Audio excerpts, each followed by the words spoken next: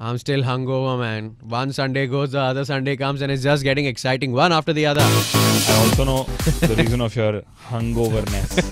I know we celebrated a birthday last night, and you had quite a few of cocktails mixed. Yes. Belated birthday wishes is what the listeners should say on the blog. Thank you so much. This is RJ Rishi Kapoor. Thank you so much. It's embarrassing to mention it's your own birthday, but yes, it was. Pavitra, thank you for wishing me. I bought new clothes that you couldn't see.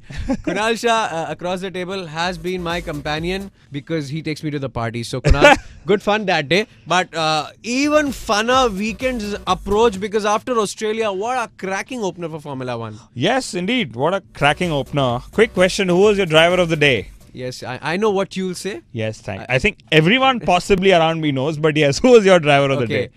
For me, the drive of the day was by Pirelli because they actually bought a tyre that nobody knew.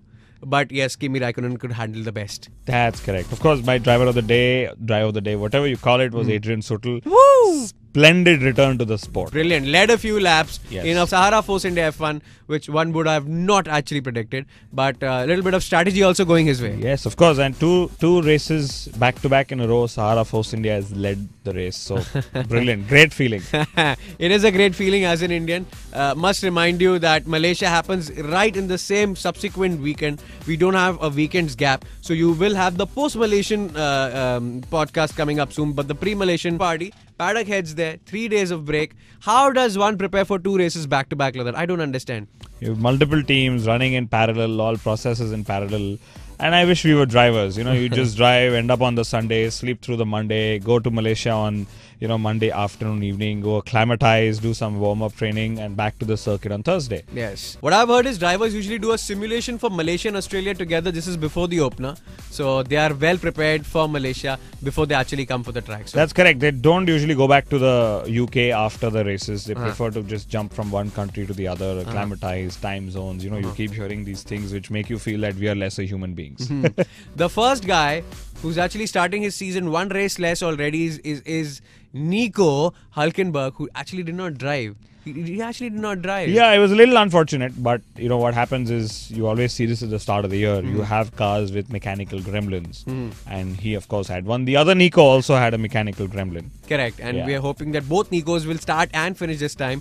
Nico Rosberg was on a two-stop strategy. Wonder what he could have done in the race. So that's correct. But having said that, I do expect a few more retirements for Malaysia given the heat and the humidity at Sepang. Okay, so maybe Australia wasn't really, didn't really show how strong each team had their cars, but probably there'll be more breakages in Malaysia, and I don't mean accidents on track. Yes, there's always a crash. Ronaldo, the bracket, Maldonado still racing for us. We always get some action. Yes, I still remember his spin in qualifying. I still can't believe he did that. Alright then, Malaysia, tyres is going to be very important. I personally feel Sebastian Vettel will win this time because they would have sorted the tyre temperatures, they would know how they are behaving, they would have a proper strategy in place. The first race is always a little bit of a blinder. Yeah, it is a blinder, and your guess is as good as mine or anyone's. And, I'd probably like to believe that Vettel can win. Because that's what we did. Australia taught us that we still can't put a pin on the pecking order. Okay.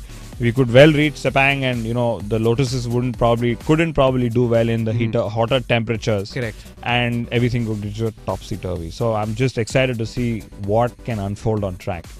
Excited about the track time, excited about the TV time we get, and you should be excited about the listening time you spend with us here on the Inside Line. My name is Rishi Kapoor, Kunal Shah. Across the table, we all get together and make this absolutely vrooming Formula 1 podcast come to you. If you have a comment or two to paste, or you have a question or two to ask, you can always do that. Pavitra is a very regular one. Kunal and I are actually fighting that who's going to take her out for drinks first.